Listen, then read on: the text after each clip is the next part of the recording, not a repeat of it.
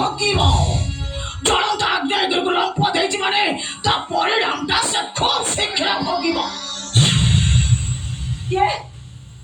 ଆପଣମାନେ କାହିଁକି ମତେ ଏଠିକି ଉଠେଇ ଆଣିଛନ୍ତି? ମ୍ୟାଡାମ ଆପଣ ଚିହ୍ନି ପାରିଲୁ ତାହେଲେ? କଣ ପାଇଁ ମତେ ଏଠିକି ଉଠେଇ ଆଣିଛନ୍ତି? ମା ଗୋଡ଼ ହାତରେ ଜାଦୁ ହେଇଛି, କଲୁ ହଉଛି, ତତେ ଆଣିଛୁ କଲୁ ମାରିବା ପାଇଁ। ତାମାନେ ଏମାନେ କେବେ ତାର ହାତ ମାରିବୁ ଭଲ୍ୟୁମ ଡାଉନ। କଣ କହିବାକୁ ଚାହାନ୍ତି? ସେ କଥା ମୁଁ କହୁଛି ଶୁଣବେ, ମୁଁ କହୁଛି ଶୁଣ। ଥରେ ଗୋଟେ ବିଷାକ୍ତ ନାଗୁଣୀ ମୋ ଘର ଭିତରକୁ ପଶି ଆସିଲା। ସମସ୍ତେ କହିଲେ ମାରନି ମାରନି ମାରନି, ସେଇଟା ଠାକୁରଙ୍କ ସାପ, ତାକୁ ମାରନି। ମୁଁ ବି ଭାବିଲି ଠାକୁରଙ୍କ ସାପ। ମୁଁ ତାକୁ କ୍ଷୀର ଦବାକୁ ଯାଏ ତ ମତେ କରି ଚଟ ମାରିଲା। ଆଉ ତାପରେ ମୋର ଜଣେ ଶୁଭେଚ୍ଛୁ ମତେ କହିଲା, ମ୍ୟାଡାମ ସେଇଟା ଠାକୁରଙ୍କ ସାପ ନୁହେଁ, କାଳ ସର୍ପ। ଆଉ ତାପରେ ମୁଁ କଣ କଲି ନା ଭଲ୍ୟୁମ ଡାଉନ। ରବିକା ସହିତ ଫ୍ରେଣ୍ଡସିପ କଲେ ସେ ସରପ୍ରାଇଜ ଦିଏ, ଆଉ ତା ସହିତ ଦୁଶ୍ମନୀ କଲେ ସେ ପୁରା ସ୍ମାସ କରିଦିଏ। କଣ କହିଲି ଭାଇ? ମୁଁ ସମାଜ ପାଇଁ କଳଙ୍କ। ରବିକା ସମାଜ ପାଇଁ କଳଙ୍କ। ଏ କଥା କହିବା ପାଇଁ ତ ସାହସ କଲୁ କେମିତି ବେ? କେମିତି ସାହସ କରିବେ? ଖାଲି କଳଙ୍କ ନୁହଁ, ମଣିଷ ମାନଙ୍କର ଶତ୍ରୁ। ତମରି ମାନଙ୍କ ପାଇଁ ଆଜିର ଦୁନିଆ କ୍ୟାନ୍ସରରେ ଆକ୍ରାନ୍ତ। ତମେ ନାରୀ ନୁହଁ, ନାରୀ ମାନଙ୍କର ଶତ୍ରୁ। ସମାଜ ସେବା ନାଁରେ ତମେ ସମାଜକୁ ଲୁଟୁଛ ରବିନା। ନିରୀହ ଝିଅ ମାନଙ୍କୁ ଅର୍ଥର ଲୋଭ ଦେଖାଇ ବେଶ୍ୟାରେ ପରିଣତ କରୁଛ।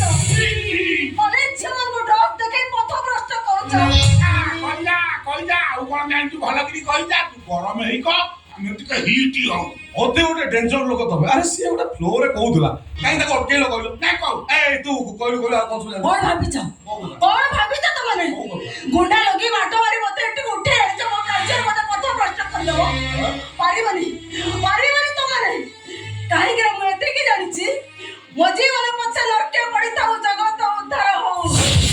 ମାର ମାର ରବି ଦାସ, ଆହୁରି ମାର ମାର ମାର। ଯଦି ମାରିଦିଅ ତାହେଲେ ତମେ ମାନେ ବଞ୍ଚିଯିବ, ଆଉ ଯଦି ମୁଁ ଏଠୁ ଫେରିଯାଏ ତାହେଲେ ଖୁବ୍ ଶୀଘ୍ର ତମ ମାନଙ୍କ ପାପର ନନ୍ଦନ ବନରେ ଉଲ୍କାପାତ ସୃଷ୍ଟି ହବ।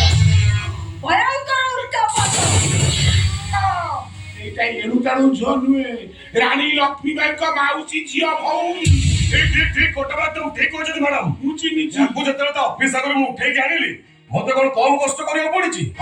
ମ୍ୟାଡାମ ସେତିକି କଷ୍ଟ କରିଥିଲେ ଜଙ୍ଗଲରୁ ଗୋଟେ ବାଘୁଣୀ ଆଣି ଏଠି ମୁଁ ଠିଆ କରିଥିଲି। ତାହେଲେ ତ ତମକୁ ବହୁତ ପରିଶ୍ରମ କରିବାକୁ ପଡିଥିବ ରେ ବାହୁବଳୀ। ଅନେକ। ତାହେଲେ ଗୋଟେ କାମ କରିବା, କହୁନାହାନ୍ତି କଣ କହୁଛୁ? ବାଘୁଣୀ ପିଠିରେ ବସି ପାରିଧି କରିବାକୁ ହେଲେ ପ୍ରଥମେ ବାଘୁଣୀକୁ ଟିକେ ସୁନା ପିଲା କରିଦବା, ତାପରେ ଯାଇ ତା ପିଠି ଉପରେ ବସିବା ନା। ଆଉ ବାଘୁଣୀକୁ ସୁନା ପିଲା କରିବାକୁ ହେଲେ ପ୍ରଥମେ ତା ଗୋଡ ଦିଟାକୁ ଅକାମି କରିଦବା। ବାହୁବଳୀ ମୋ ସାଥିରେ ତମମାନେ କେହି ବି ଲାଗନି। ମୋ ସାଥିରେ ଲାଗିଲେ ଅନିମେଷ ସାର୍ ଯଦି ଏକଥା ଜାଣନ୍ତି ତମ ସମସ୍ତଙ୍କୁ ଜେଲ ପଠେଇବେ। କଣ ଅନିମେଷ? ରୂପୀ ଦାସକୁ ଅନିମେଷ ଧମକ ଦଉଛୁ? ସାହସ କମ